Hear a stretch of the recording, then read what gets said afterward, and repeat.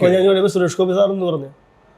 Suresh Gopi sir പറയുന്നത് എന്താണെന്ന് നിങ്ങൾ കേൾക്കുന്നതൊക്കെ ഞാനും കേൾക്കുന്നുള്ളൂ. നേരിട്ട് എൻ്റെ എന്തായാലും ഒരു മനോഭാവം ഉണ്ടാവുമല്ലോ, ജാനകി എന്നുള്ളത് ശരിയായില്ല, അത് വേറെ മാറ്റണം എന്നുള്ളതൊന്നും പറഞ്ഞില്ല. കേന്ദ്ര സർക്കാരിന്റെ ഒരു അല്ല അത്ര ഇന്റേണൽ ആയിട്ടുള്ള പരിപാടികൾ ഞാൻ പറയുന്നതിനകത്ത് ഒരു കാര്യമില്ല. അപ്പൊ ഈ പറയുന്ന പോലെ നിങ്ങൾ ഇപ്പൊ സിനിമയിൽ പോലും കൈകടത്തലുകളും അഭിപ്രായ സ്വാതന്ത്ര്യം, ഇപ്പൊ മറ്റുള്ള ആളുകൾ പറയുന്നതാണ് ഇവിടെ രാവണില്ല, രാമന് കേട്ടിട്ടില്ല, രാവണൻ ഉള്ളൂ എന്നൊക്കെ പറഞ്ഞ പോലെ ഇവിടെ അവർക്കൊക്കെ അഭിപ്രായ സ്വാതന്ത്ര്യങ്ങളുണ്ട്. ഇപ്പൊ സിനിമ വന്നു കഴിയുമ്പോൾ അതിന് അഭിപ്രായ സ്വാതന്ത്ര്യം ഇല്ല എന്നുള്ള രീതിയിലാണ് സിറ്റുവേഷൻ ഒരിക്കലും ഉണ്ടാവാൻ പാടില്ലെന്ന് എല്ലാ കലാകാരനും ആഗ്രഹിക്കുന്നത് അത് തന്നെയാണ്.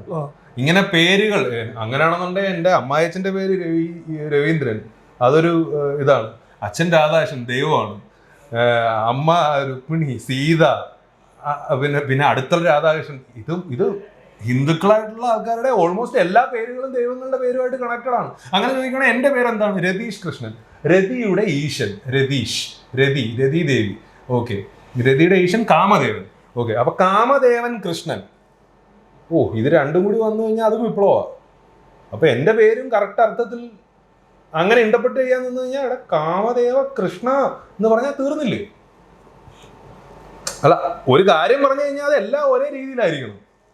അങ്ങനെ എത്രയോ കാമദേവ കൃഷ്ണന്മാരും ബാക്കി എത്ര ആൾക്കാർ കിടക്കുന്നു. ഇതെല്ലാരും കൂടി പേര് മാറ്റൽ മഹാമഹം എന്ന് പറഞ്ഞ് വന്നാൽ എങ്ങനെ ഇരിക്കും? അപ്പൊ ഇതിനൊരു പരിഹാരം എന്നുള്ളതിൽ എന്താണ്? അബ്സേർഡ് ആയിട്ടുള്ള സാധനങ്ങളിൽ ഒരിക്കലും അക്സെപ്റ്റ് ചെയ്യാൻ പറ്റാത്ത സാധനങ്ങൾ ഇനിയിപ്പോ ആര് പറഞ്ഞാലും ഞാൻ അക്സെപ്റ്റ് ചെയ്യത്തില്ല. അത് എന്റെ പേഴ്സണൽ ഇതാണ്. പക്ഷേ നമ്മളൊരു ഒരു ഒരു ഒരു കൂട്ടായ ഒരു പ്രയത്നത്തിന്റെ ഭാഗമാകുമ്പോൾ ഇൻഡിവിജ്വൽ ഒപ്പീനിയൻസിനൊന്നും അവിടെ ഒരു സ്ഥാനവും ഇല്ല. സോ എല്ലാം നല്ലതിന് വേണ്ടി ആവട്ടെ, നല്ലതാവട്ടെ എന്നുള്ളൊരു പ്രാർത്ഥന മാത്രമേ ഉള്ളൂ. പിന്നെ ഞാൻ പറഞ്ഞില്ലേ, എനിക്കൊരു 100% എൻ്റെ ഉള്ളിലെ എൻ്റെ വിശ്വാസം എന്ന് പറയുന്നത് ഈ പറഞ്ഞ റിലീസ് ഡേറ്റിന് തന്നെ പടം ഇറങ്ങും. പ്രവീൺ നാരായണൻ എന്ന് പറയുന്ന റൈറ്റർ ഡയറക്ടർ അയാളെ ഏത് രീതിയിൽ അയാളുടെ ക്യാരക്ടറിനെ ഓഡിയൻസ് കാണണമെന്ന് ആഗ്രഹിച്ചോ അതേ രീതിയിൽ സംഭവിക്കും എന്ന് ഞാൻ ഉറച്ചു വിശ്വസിക്കുന്നു, പ്രാർത്ഥിക്കുന്നു. എന്റെ മാത്രമല്ല, ഈ സിനിമയായിട്ട് ബന്ധപ്പെട്ട് നിൽക്കുന്ന ഒരുപാട് പേരുടെ പ്രാർത്ഥനയാണ്. സിനിമ കണ്ടിരുന്നോ? റിവ്യൂ കണ്ടിരുന്നോ? സിനിമ ഫുൾ ആയിട്ട് ഞാൻ കണ്ടിട്ടില്ല. ഡബിങ് മാത്രം, ഡബിങ് ഏരിയ പോർഷൻസ്. അത് ഇപ്പോൾ ശരിക്കും പറഞ്ഞ് ഞാൻ കേട്ടത് കേരള സ്റ്റേറ്റിൻ വേഴ്സസ്, അത് ജാനകി കേരള സ്റ്റേറ്റിന് എഗെയിൻസ്റ്റ് ആയിട്ട് സംസാരിക്കുന്നു എന്നുള്ള രീതിയിലാണ് ആ സിനിമയുടെ പേര്.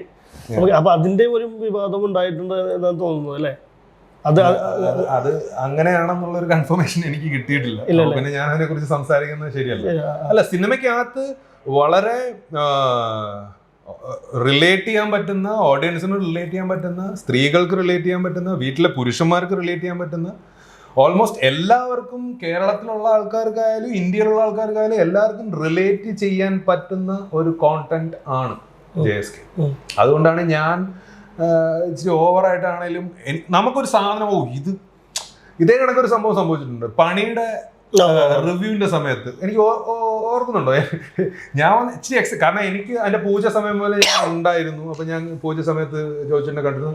എല്ലാം കണ്ട് പടം കണ്ടപ്പോൾ എനിക്ക് ഭയങ്കരമായിട്ട് വർക്ക് ആ ഒരു ഫീൽഡിൽ നിന്നിട്ട്. കാരണം ഞാൻ നമ്മുടെ ജോസഫിന്റെ ഡയറക്ടർ പപ്പേട്ടനെ ഞാൻ വിളിച്ച് ആദ്യം എനിക്ക് തോന്നുന്നു ജോസഫിന്റെ തലേന്ന് ഞാൻ പറഞ്ഞു, പപ്പേട്ട ഇതുവരെ ചെയ്തതിൽ ഏറ്റവും കിടിലൻ പരിപാടിയായിരിക്കും, വേറെ ലെവൽ പരിപാടിയായിരിക്കും എന്ന് പറഞ്ഞു.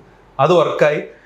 അതിനുശേഷം ഞാൻ ഒരു സ്വപ്നം കണ്ടെന്ന് പറഞ്ഞ് പപ്പേട്ടനെ തന്നെ വിളിച്ചിട്ട് പറഞ്ഞു, മാമാങ്കം ഡയറക്റ്റഡ് ബൈ പത്മകുമാർ എന്ന് പറഞ്ഞ് ഇങ്ങനൊരു സംഭവം എനിക്ക് കിട്ടി, നീ ഒന്ന് പോയാവിടുന്നു.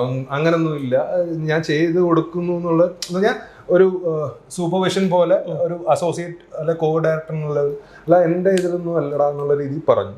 ഞാൻ പറഞ്ഞു എനിക്കറിയത്തില്ല, ഞാൻ ഇങ്ങനെ കണ്ടിരുന്നു എന്ന് പറഞ്ഞു. അപ്പം അത് കഴിഞ്ഞ് ഫസ്റ്റ് ലുക്ക് പോസ്റ്റർ ഇറങ്ങിയ ഞാൻ പുള്ളിയെ വീണ്ടും വിളിച്ചിട്ടുണ്ടെങ്കിൽ നീ എന്തുവാടേ വേറെ വല്ല പരിപാടിയാണോ എന്ന് ചോദിച്ചു. കാരണം ഡയറക്ടഡ് ബൈ എം പത്മകുമാറിനുണ്ട്. അങ്ങനെ ജോസഫ് സൂപ്പർ ഡ്യൂപ്പർ ഹിറ്റായിരുന്നു. അങ്ങനെ അബ്രാമിന്റെ സന്തതികളുടെ കാര്യവും അങ്ങനെ ഒരു സംഭവം ഉണ്ടായിട്ടുണ്ട്. പിന്നെ എന്നെ മമ്മൂക്ക ഇൻട്രൊഡ്യൂസ് ചെയ്യുന്നതായിട്ട് ഞാൻ സ്വപ്നം കണ്ടിട്ടുണ്ട്, അത് പറഞ്ഞിട്ടുണ്ട്. ഇതുവരെ നടക്കാതെ ഇരിക്കുന്ന ആ സ്വപ്നത്തിലുള്ളത് ഞാൻ മമ്മൂക്കയുടെ വീട്ടിൽ നിന്ന് ഫുഡ് കഴിക്കുന്നത് കണ്ടിട്ടുണ്ട്, അതുവരെ നടന്നിട്ടില്ല. നടക്കുമായിരിക്കും, എനിക്കറിയില്ല. അങ്ങനെ നോക്കുകയാണെന്നുണ്ടെങ്കിൽ ഈ പടത്തിന്റെ ഒരു സംഭവം സക്സസ് വൈബ് വരെ വിഷ്വലി നമുക്ക് കിട്ടുന്നുണ്ട്. അല്ല, ഇച്ചിരി എക്സാജറേറ്റഡ് ആയിട്ട് തോന്നുന്നവർക്ക് അങ്ങനെയാണ്. പക്ഷെ എൻ്റെ പോലെ ഒരുപാട് പേരുണ്ട്. എനിക്ക് വോയിസ് നോട്ടുകൾ വരുന്നത് അത് ആ പറഞ്ഞ കാര്യം കറക്റ്റ് ആയിരുന്നു കേട്ടോ. അപ്പം അത് മറ്റേതെങ്ങനെ ഡേറ്റ് ഓഫ് ബർത്തും ജനിച്ച സമയം വെച്ചിട്ട് ഒന്ന് രണ്ട് ഫ്രണ്ട്സിന്റെ ചുമ്മാ ചില കാര്യങ്ങൾ പറഞ്ഞ എന്നെ സിനിമാ ലോകത്തെ കാണിപ്പോ ഇവരെന്നും പറഞ്ഞ് എത്ര ട്രോൾ നീ കണ്ടിട്ടില്ലേ? എനിക്ക് എത്ര ട്രോൾ വന്നിട്ടുണ്ട് ആ സമയത്ത്. അങ്ങനെ കുറെ. അപ്പൊ എനിക്കൊരു ഗട്ട് ഫീൽ പരിപാടി, ഇത് ഗട്ട് ഫീൽ ഒന്നും അല്ലടോ, ഇത് ഞാനിതിന്റെ ഭാഗം കൂടിയാണ്. എനിക്ക് ഓൾറെഡി നമുക്ക് അറിയാം. പിന്നെ ദൈവം, ജനങ്ങൾ എല്ലാവരും കൂടി ഉള്ള ഒരു സംഭവമാണല്ലോ ഒരു സിനിമ എന്ന് പറയുമ്പോൾ. ഒരു മാജിക്കാണ് സംഭവിക്കുന്നത്. ആ മാജിക്ക് സംഭവിക്കാൻ വേണ്ടി വെയിറ്റിംഗ് ആണ്, അത്രേ ഉള്ളൂ. അല്ല ഒരിക്കലും ഇങ്ങനെ തള്ളി മറിച്ചിട്ട് പടമോ ഒന്നുമില്ല. പടം കണ്ടു കഴിയുമ്പോൾ നിങ്ങൾ തന്നെ അത് പറയും, അത്രേ ഉള്ളൂ. ആ ഒരു കോൺഫിഡൻസ് എനിക്കുണ്ട്.